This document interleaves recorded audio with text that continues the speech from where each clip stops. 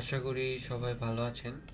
তো মার্কেট দেখে আজকে হয়তো হয়তো অনেকেই একটু হতাশ যে আজকে মার্কেটে একটা বিশাল পতন ঘটেছে। আমরা যদি পয়েন্টের হিসেবে দেখি প্রায় 47 পয়েন্ট পতন।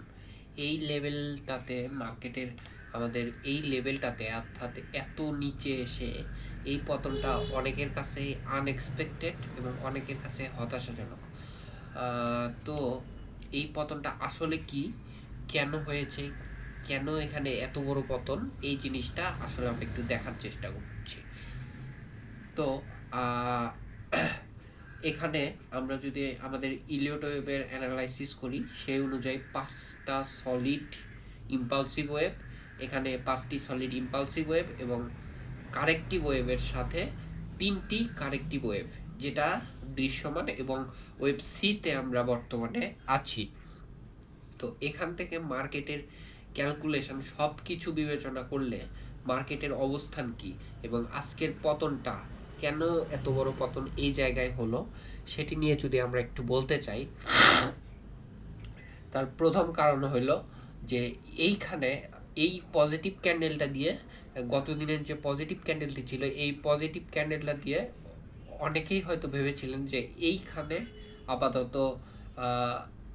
এইখান থেকেই পতনটা হয়তো শেষ করবে। আমারও ভাবনাটা যে তেমন ছিল না এটা বলতে পারবো না, আমিও এমনটাই ভেবেছিলাম।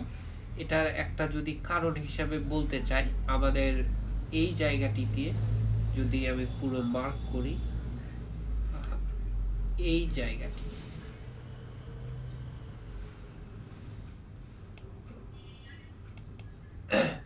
এই জায়গাটিতে আমরা যদি ক্যান্ডেলের এই ক্যান্ডেলটি সহ আমরা এখানে সলিডভাবে ইয়ে করি, এই যে এই ক্যান্ডেলটির পিকে যে উইক বা শ্যাডো থাকে, সেই শ্যাডোটি সহ আমরা যদি এখানে একটি অর্ডার ব্লক আছে, অর্ডার ব্লকটি ধরার চেষ্টা করি, তাহলে আমরা এখানে দেখতে পারবো।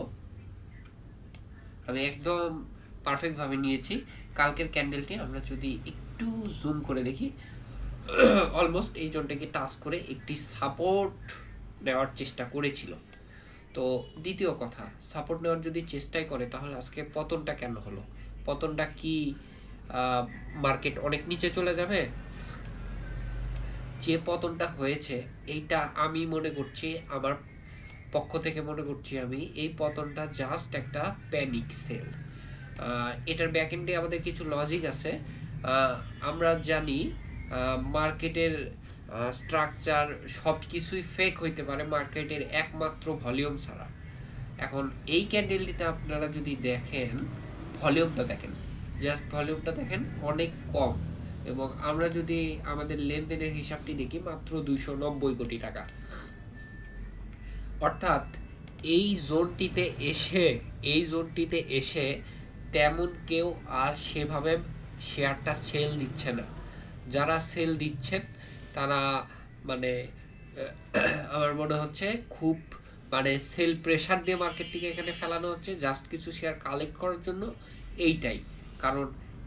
এইখানে সেল দিত, যদি স্মার্ট মানি বা বড় বড় প্লেয়াররা সেল দিত, এই জায়গাগুলোতে সেল দিত, এই জায়গাগুলোতে সেল দিত, তারা এখানে কখনোই সেল দিবে না। এটা শুধু আপনাকে আমাকে প্যানিক করার জন্য সেলটা দেওয়া হচ্ছে।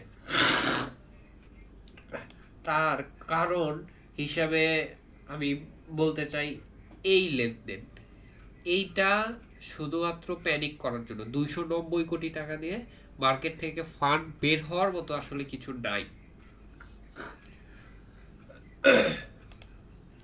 তো মার্কেট আপাতত কোন দিকে যেতে পারে, কি অবস্থা হতে পারে, আমি মনে করি মোটা দাগে যদি বলতে চাই, এই বক্সটি, এই যে জোনটি, এই জোনটির মধ্যে হচ্ছে আপাতত আমাদের মার্কেট সেটেল ডাউন হবে এবং তারপরে আমরা একটু পজিটিভ মুভমেন্ট দেখতে পাবো। ভলিউম আরও হয়তো দু একদিন ড্রাই হবে, আর একটু পতন হবে, আর একটু নিচের দিকে হয়তো আসবো আমরা। তারপর এই জায়গাটি থেকে আমরা হয়তো এই জায়গাটি সর্বোচ্চ এই পর্যন্ত হয়তো নামতে পারি। তারপর আলটিমেটলি এখান থেকে আমাদের গন্তব্য উপরের দিকে হবে। এখন উপরের দিকে কতটুকু হবে সেটা আপাতত এত আগাম প্রেডিক্ট না করাই ভালো বলে আমি মনে করি। কারণ আমাদের এই জায়গায় একটা লাইন আছে, এখানে ট্রেন চেঞ্জ হওয়ার একটি পসিবিলিটি আছে। আমরা যদি এখান থেকে ট্রেন চেঞ্জ করতে সক্ষম হই, তাহলে বলা যাচ্ছে যে আগামীতে মার্কেট এই জোনটির নিচে আর আসার সম্ভাবনা খুব কম। তো আমরা যদি এই রকম একটি মুভমেন্ট পাই এইখান থেকে,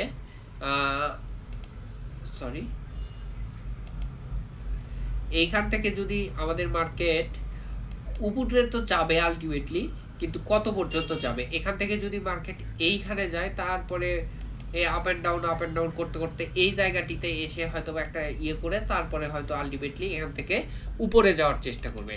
এটা হলো প্রথম সিনারিও। আর দ্বিতীয় সিনারিও যদি এখান থেকে হয়, তাহলে দেখা যাবে যে মার্কেট এখান থেকে যাবে আপাতত এই জোনটা বা এই জোনটার আশেপাশ পর্যন্ত, এই পর্যন্ত যেতে পারে। এই পর্যন্ত যাওয়ার পরে মার্কেট অলরেডি এখান থেকে আরেকটি বটম ক্রিয়েট করবে। এখন সেটি বোঝা যাচ্ছে যে এই পয়েন্টটি, অর্থাৎ 5180 বা এই 5000 মোটা থাকে বলতে গেলে 5200-র আশেপাশ লাইনটা যদি আমাদের ক্রস করে, তাহলে এখান থেকে বলা যাচ্ছে যে মার্কেটের চূড়ান্ত বটম আমরা দেখে ফেলেছি। এরপরে নতুন করে আমরা আর বটম ক্রিয়েট করব না। তো এইটাই হচ্ছে বর্তমানে মার্কেট সম্পর্কে আপডেট। আমরা যদি একটু আরএসআই লাইনটা দেখি, আরএসআই লাইনটাতেও একটি স্পষ্ট, এবং এইটা যদি আমরা এক্সটেন্ড করি অলমোস্ট, আচ্ছা এইখানে একটি লাইন, ট্রেড লাইন ধরতে পারি আমরা।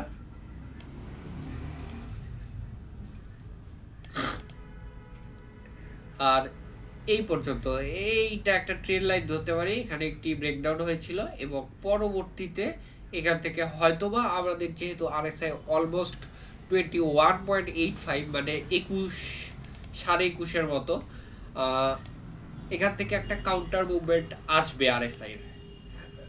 সুতরাং মার্কেট সম্পর্কে বলতে গেলে এখান থেকে আর বেশি খুব ভয় পাওয়ার মতো জায়গা নেই।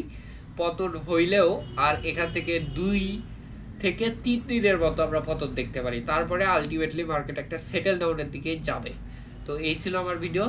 সবাই ভালো থাকবেন, সুস্থ থাকবেন, সাবধানতার সাথে ভিডিও করবেন। ধন্যবাদ সবাইকে।